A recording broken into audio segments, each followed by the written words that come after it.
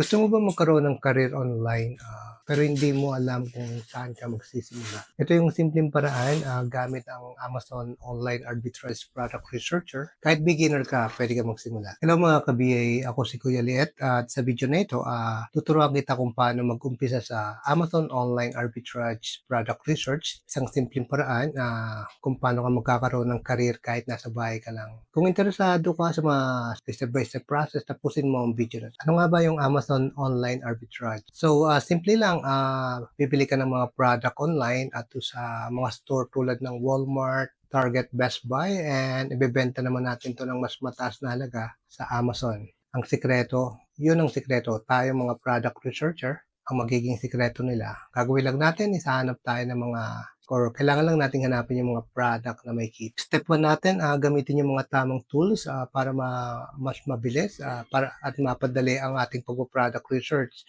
Tulad nito is Keepa para malaman natin yung price history at saka yung stability ng isang product. Ang pangalawa is Stellar Amp SAS. Ito naman is para makita natin yung kung profitable ba yung isang item or isang product. At ang pangatlo is yung Amazon Revenue Calculator para malaman natin kung may kita pa rin ba, para malaman natin yung kita at mga fees or mga kailangang bayaran bago natin bilhin yung isang product. Ang step 2 natin is hanapin yung best-selling product.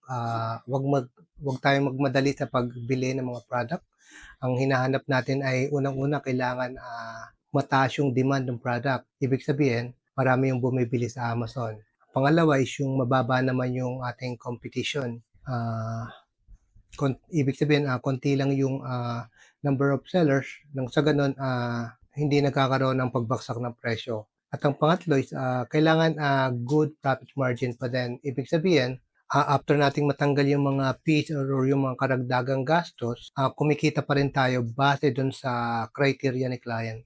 Ang step 3 natin is bilhin at ilista na yung mga product na nakita natin sa Amazon. So, karaniwan kapag nakahanap tayo ng mga magagandang product, panahon na para bilhin natin to at ilista sa Amazon. Pwede nating i-ship ng direkta or gamitin si Amazon FBA para siya na yung bahala sa shipping fee. Kalimitan sa lahat ng na-encounter ko, si client yung gumagawa ng ganito. Hanggang doon lang tayo sa step 1 and step 2. At yun, ganun lang kasimple yung Amazon Online Arbitrage Product Researcher. Kung gusto mo pang matuto, i-comment mo lang sa baba yung mga tanong mo at huwag kalimutang mag-like, subscribe para sa mas marami pang tips at ayun, salamat sa panonood.